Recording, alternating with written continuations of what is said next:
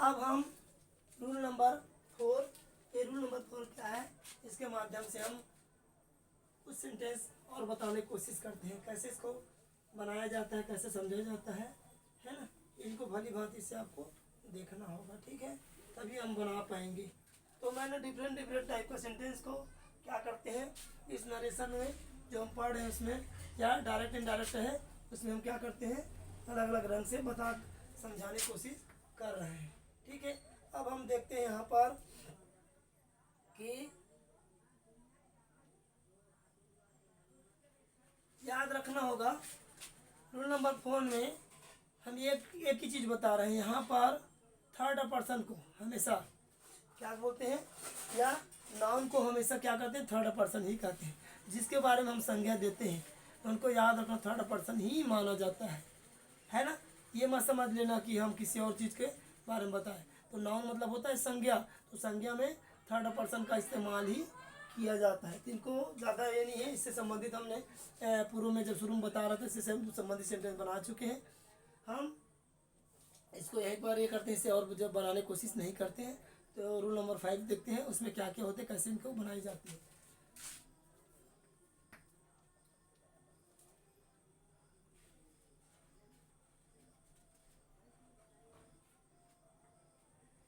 यदि reporting verb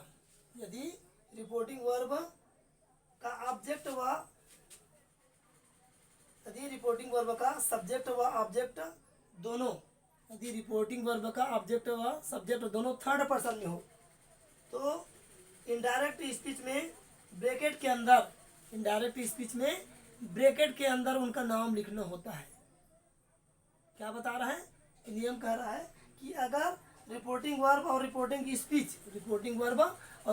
speech दोनों third person में हो, इसमें हो थर्ड पर्सन में हो, तो उस स्थिति में क्या करेंगे, उसमें ब्रैकेट में जो हिंदी बोलते कोष्टक में उन व्यक्ति का नाम लिखना होता है इनडायरेक्ट स्पीच बनाते समय, नहीं तो वह सेंटेंस रॉन्ग माना जाएगा। यह रूल नंबर 5 बताता है। कैसे बता रहा है, एक बार पूरा रिपीट कर देता हूँ। जब रिपोर्टेड स्पीच में है ना क्या करते हैं, रिपोर्टिंग वर्ब और में सब्जेक्ट, और रिपोर्टिंग वर्ब में सब्जेक्ट और क्या ऑब्जेक्ट या पर्सन दोनों क्या होगा, थर्ड पर्सन में हो, तो उस स्थिति में उस व्यक्ति का नाम लिखना होता है वो इनडायरेक्ट स्पीच बनाते समय, वरना यह क्या हो जाएगा, रॉन्ग माना जाएगा। तो चलो एक एग्जांपल के माध्यम से हम समझाने की कोशिश करते हैं।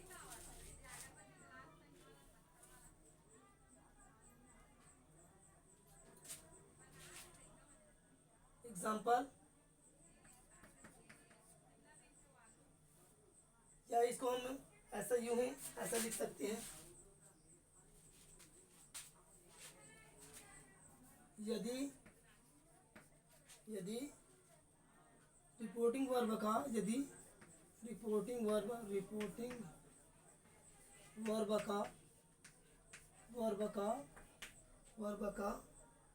सब्जेक्ट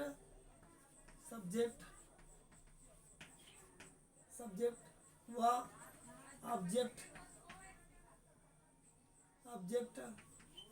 ऑब्जेक्ट दोनों थर्ड पर्सन में हो, इसमें हो थर्ड पर्सन में हो, तो उस स्थिति में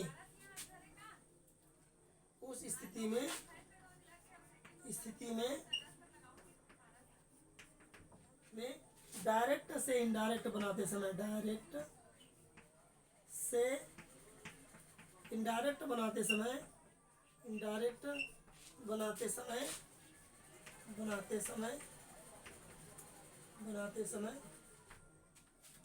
उस व्यक्ति का नाम लिखना होता है ठीक है। अगर नहीं लिखेंगे तो सेंटेंस अपूर्ण सेंटेंस माना जाएगा। तो क्या बता रहे हैं, यदि रिपोर्टिंग वर्ब का सब्जेक्ट व ऑब्जेक्ट दोनों थर्ड पर्सन में हो तो उस स्थिति में डायरेक्ट से इनडायरेक्ट बनाते समय उस व्यक्ति का नाम लिखना होता है। जैसे मान लो हमारा सब्जेक्ट में क्या दिया है, मोहन दिया है, और हमारे पर्सन में क्या दिया है, वहाँ पर मान लो सीता दे दिया है या मीना दे दिया है ना, ऐसा दे दिया है।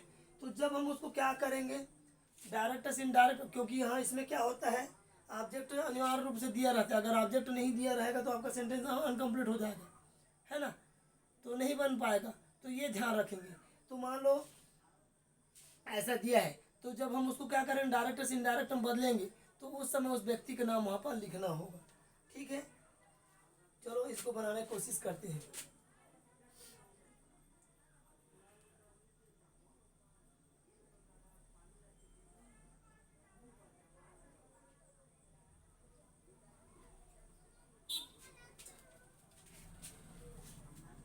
ठीक है, तो ये हो गया। चलो एग्जाम्पल के माध्यम से इसको समझाते हैं कैसे, या इसको लिखे रहने दे, हम यहाँ पर नीचे में लिख लेते हैं। Mohan said to Sita, Mohan said to Sita, comma example है। मोहन said to सीता, मोहन ने सीता से कहा। क्या कहा, ये डायरेक्ट सीधे सीधे कह रहा है, रिपोर्टिंग वर्ब है, रिपोर्ट बता रहा है। मोहन ने सीता से कहा, क्या कहा, है ना, क्या कहा, आई सेल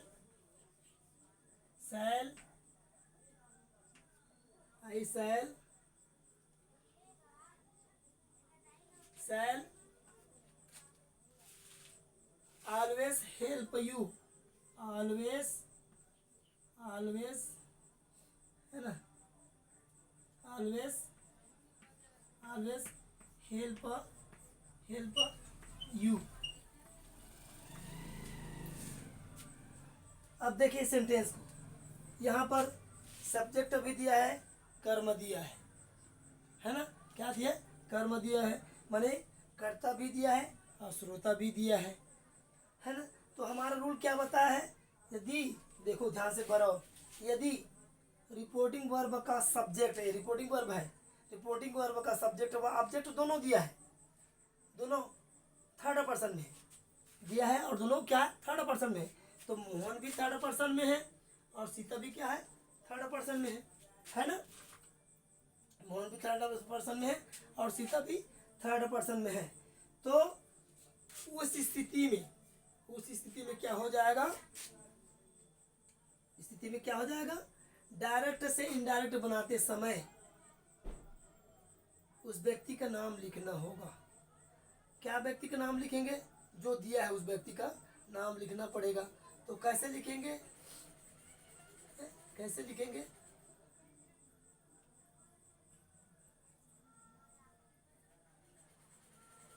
कैसे लिखेंगे जी, तो यहाँ पर मान लो सीता दिया है ना, तो चलो इसको हम क्या करते हैं, यहाँ इसको बनाने की कोशिश करते हैं। तो Mohan told Sita, Mohan told Sita, set तो किस में चेंज हो जाता है, टोल्ड में चेंज हो जाता है ना। तो मोहन टोल्ड सीता, मोहन ने सीता से कहा, क्या कहा। अब हम इन्वर्टेड कॉमा को हटा देते हैं और दैट लगा देते हैं, क्या लगाते हैं, दैट लगा देते हैं। ये अब आई किस में चेंज हो जाएगा, मैंने शुरू में और पढ़ा चुका हूँ, बता चुका हूँ। आई जो है फर्स्ट पर्सन वो किसके अनुसार से होता है, श्रोता के अनुसार बदलता है। तो श्रोता के क्या हो जाएगा, यहाँ पर सी और यहाँ पर हो जाएगा सीता, क्या हो जाएगा, सीता, है ना, क्या हो जाएगा, सीता। अब जब ये आई था तो सेल था, तो यहाँ पर सी हो गया, तो स्त्रीलिंग थर्ड पर्सन हो गया, तो ये किस में चेंज हो जाएगा, किस में चेंज हो जाएगा, किस में चेंज हो जाएगा जी, वुड में, क्योंकि इसका पास्ट के रूप में पढ़ेंगे ना, इसके पास्ट के रूप में पढ़ेंगे। एक सिंपल था, तो ये क्या होता, प्रेजेंट में था, तो ये किस में हो जाएगा, उसको पास्ट के रूप में, फ्यूचर का पास्ट के रूप में, इस सेल के पास्ट के रूप में पढ़ेंगे तो सीता हो जाए क्या हो जाएगा यहाँ पर वुड, क्या हो जाएगा वुड, क्या हो जाएगा would always always always help help. और अब देखेंगे यहाँ पर यू सेकंड पर्सन के रूप में है, किस रूप में है सेकंड पर्सन के रूप में। तो ये जब सेकंड पर्सन यू का क्या होता है योर होता है, तो सीता क्या है लड़की है, तो सीता क्या हो जाएगा सी, हम सी बोल सकते तो उसका क्या हो जाएगा यू किस में चेंज हो जाएगा हर में चेंज हो जाएगा। क्यों चेंज होगा, क्योंकि हमारा जो श्रोता क्या है, जो ऑब्जेक्ट क्या है सीता है, तो इसलिए यहाँ पर क्या हो जाएगा यहाँ पर हर हो जाएगा। ये इस प्रकार से सेंटेंस को बनाया जाता है। तो सेंटेंस बहुत इजी है, बनाना कोई डिफिकल्ट नहीं है, है ना, वेरी सिंपल है, किसी प्रकार से ये नहीं है, मात्र हमको कैसे कैसे इसको तोड़ना है बनाना ये ध्यान रखेंगे। ठीक है, अब हम इसी के अंतर्गत एक और एग्जांपल बनाने की एग्जांपल के माध्यम से समझने की कोशिश करते हैं।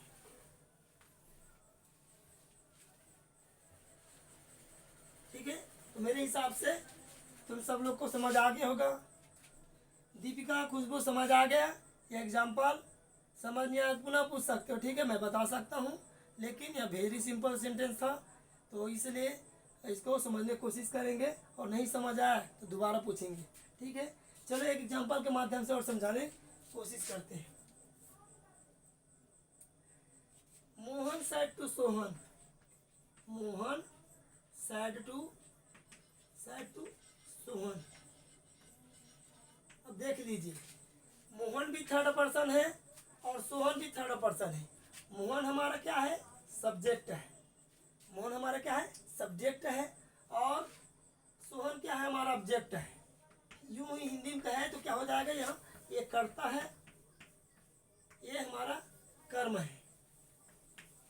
क्या है कर्म है।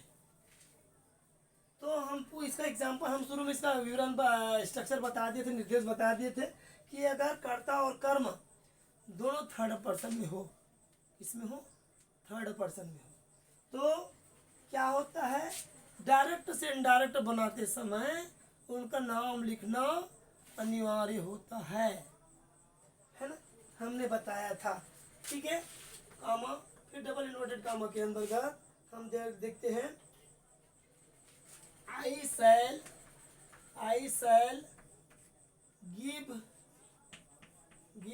You a pen, give you pen, double inverted comma. क्या कह रहा है, अगर कर्ता और कर्म थर्ड पर्सन में हो तो उस स्थिति में डायरेक्ट से इनडायरेक्ट बनाते समय क्या करता है उस पर्सन का नाम, उस व्यक्ति का नाम लिखना अनिवार्य होता है। ये तो हो गया, लेकिन अब हम कैसे बनाएंगे, दोनों तो थर्ड पर्सन में है, तो जो आई है हमारा पर्सन फर्स्ट पर्सन में, तो ये कैसे चेंज होगा, हम सब्जेक्ट के अनुसार चेंज करें कि ऑब्जेक्ट के अनुसार। तो हमेशा याद रखना, अगर ऑब्जेक्ट दिया है तो पर्सन किसके अनुसार चेंज होता है, किसके अनुसार से चेंज होता है जी, ऑब्जेक्ट के अनुसार होता है। तो हम बना देखते हैं कैसे बनता है। ठीक है, तो एक एग्जांपल के माध्यम से इसको समझाते हैं। तो मोहन टोल्ड सेड टू किस में चेंज हो जाता है, सेड टू का पार्ट क्या होता है टोल्ड होता है, टोल्ड सोहन। ये नाउन के रूप में हम पढ़ रहे हैं, यहाँ पर प्रोनाउन नहीं उपयोग किया गया है ना, किस में पढ़ रहे हैं संज्ञा के रूप में, किसका उसकी विशेषता बता रहे हैं, इसलिए यहाँ पर हम प्रोनाउन का इस्तेमाल नहीं कर सकते। संज्ञा का मतलब जानते हो ना, किसी जाति व्यक्ति वस्तु स्थान का तो परिचय कराता है, उसको क्या बोलते हैं पर क्या बोलते हैं संज्ञा बोलते हैं, या इंग्लिश में बोलते हैं अनाउन is the name of person place of the thing, अनाउन is the name of person place of the thing, इस प्रकार से उसका विशेषता बताता है। तो यहाँ पर मोहन टोल्ड सोहन। अब हम इसको क्या करेंगे, कामा इन्वर्टेड कामा घटाकर दैट लगा देंगे, क्या लगा देंगे दैट लगा देंगे। ठीक है, ये दैट लगा लिया, और दैट लगाकर हम क्या करते हैं दोनों सेंटेंस को जोड़ने की कोशिश करें। तो यूं ही जोड़ देंगे क्या, दैट लगाकर जोड़ देते हैं क्या, नहीं जोड़ते। क्यों नहीं जोड़ते, क्योंकि सेंटेंस हम डायरेक्ट से इनडायरेक्ट बना रहे हैं तो रॉन्ग हो जाएगा। क्या हो जाएगा, रॉन्ग हो जाएगा। तो इसलिए हम क्या करते हैं, मोहन टोल्ड सोहन दैट, अब आई की जगह हम क्या लिख देंगे यहाँ पर, आई है ना, यहाँ पर डाल देंगे ही, और इसमें डाल देंगे यहाँ पर सोहन, है ना, ही सोहन। अब ही है तो क्या हो जाएगा यहाँ पर, सेल का क्या हो जाएगा, वुड हो जाएगा, क्या हो जाएगा, वुड हो जाएगा। क्यों होगा, यहाँ पर सूट क्यों नहीं हो, क्योंकि जब वो थर्ड पर्सन में हो जाता है तो उसका पार्ट रूप में हो जाता है तो उसका क्या होता है, विल का वुड होता है। यहाँ पर सेड का सूट नहीं होता है ना, तो वुड गिव, गिव का क्या हो जाएगा, गिव ही होगा, गिव। अब यू है, ये किसके अनुसार से परिवर्तित होगा, किसके अनुसार से परिवर्तित, इस व्यक्ति के अनुसार हो जाएगा। तो क्या हो जाएगा, क्या हो जाएगा यहाँ पर, हो जाएगा यहाँ पर him, give him, him a pen, उसका सेकंड पर्सन, क्योंकि इसमें यू का सेकंड रूप क्या होता है जी, क्या होता है, योर होता है ना, क्योंकि ये सेकंड पर्सन के रूप में यहाँ पर दिया गया है तो यहाँ पर क्या हो जाएगा, हिम हो जाएगा, और यह सेंटेंस ऐसा बनता है।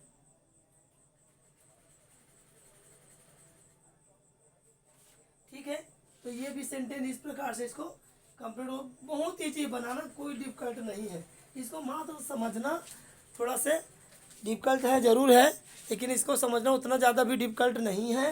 क्यों नहीं है, क्योंकि हम उसके क्या निर्देश को पढ़ लेते हैं भली भांति, है ना, इसको पढ़ते हैं, निर्देश को पढ़ लेते हैं, और निर्देश हमको मालूम हुआ तो हमको कैसा भी सेंटेंस दे, किसी प्रकार का सब्जेक्ट को ला कर रख दे, या किसी व्यक्ति का नाम ले, वस्तु का नाम दे, या जो भी रहे, तो हम उसको कन्वर्ट करने, चेंज करने आना चाहिए, है ना। और दूसरी बात क्या है, मैं शुरू से अंत तक जब से मैं तुम लोग को बता रहा हूँ या वीडियो बना रहा हूँ, उसमें शुरू से मैं बता रहा हूँ द पर्सन फॉलो, है ना, पर्सन को फॉलो करते हैं, और टेंस को, टेंस कैसे चेंज होता है, पर्सन कैसे चेंज होता है, ये हमको जानना जरूरी है।